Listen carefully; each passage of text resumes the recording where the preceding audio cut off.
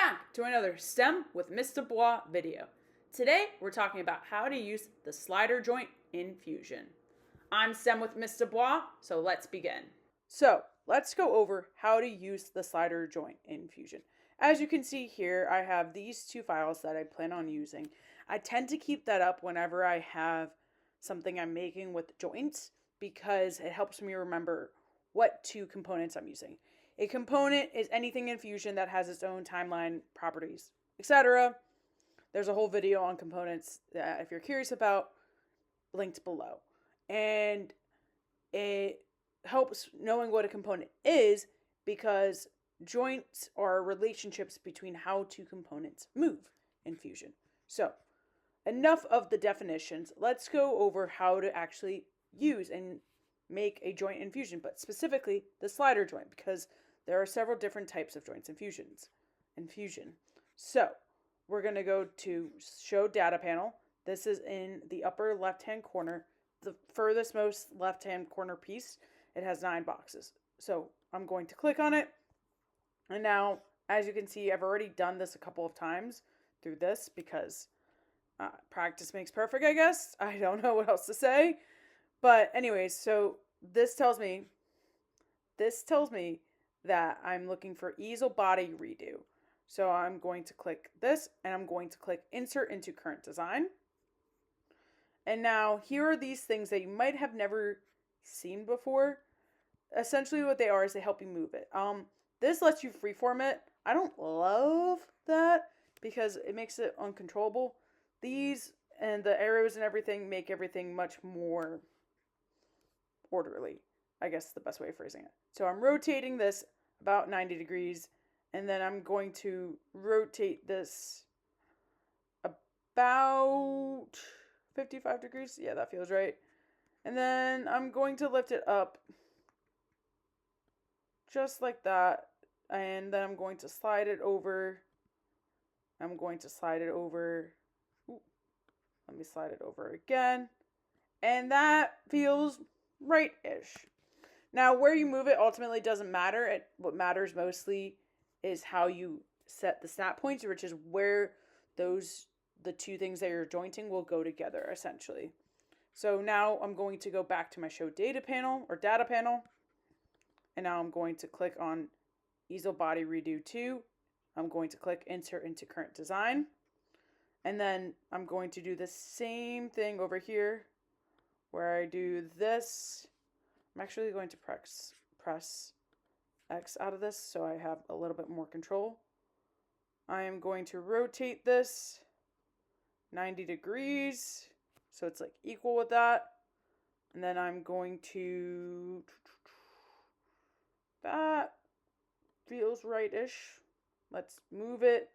Do not click out of this until you are confident and done with moving it, or else then you're going to have to use the move function, which is not my favorite tool to use in Fusion. It's a little confusing and a little difficult to use and can be tedious even for me. So, yeah. I mean, some people love it, and it is a tool you can use in Fusion. But yeah. Anyway, so I'm moving this over just to get the right vibe. That feels about right. Once again, it doesn't matter too much. I'm going to click OK. And now here's where you use the joint feature. So I'm going to find assemble. That is between modify and configure. It is in the middle with all of these things. I'm going to click assemble and I'm going to find joint. So it's in between modify, configure, and now that's where assemble is. I'm going to click joint, and now I'm going to find my snap points. Or I'm going to click my snap point. So I want my snap point to be at the very bottom of this or the very top of that. That's my component 1. I'm going to press home. Now I'm going to click top, but I'm actually going to give myself a little bit of shade so I can see exactly where I want to go. This is my snap point 2. And now, as you can see, there is a joint there, right? But this joint does not mean, it means the rigid joint. How do I know that? I've been using it a little while. But that's not the motion I want. So I'm going to click motion. So right now I'm in position. I'm going to click motion. And then it sees here the types, right? So if you preview motion, that shows you that it's not going to move. It's like stuck together. That's what the rigid joint does.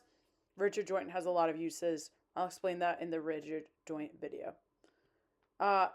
If I click revolute, it's just going to rotate around it, but that's not what I want. So it also shows you where you want to rotate it.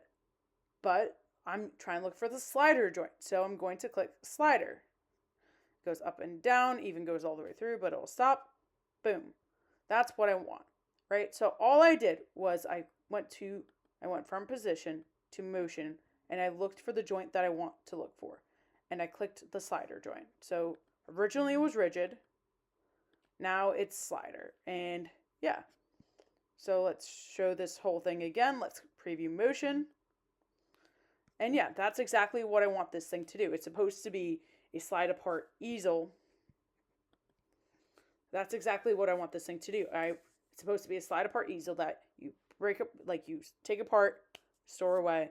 That's the purpose of this tool and everything. And then I even dimensioned it so y'all can make this at home or wherever you have a 3D printer and, you know, do it like that. And it's a really useful thing. If you notice, it clicks which axis you want it to slide along. Just mess around with that and explore, and you can see it. Like if I click the y-axis or the x-axis, it's going to slide that way. If I click the x-axis, it's going to slide that way, but I don't want it to slide that way.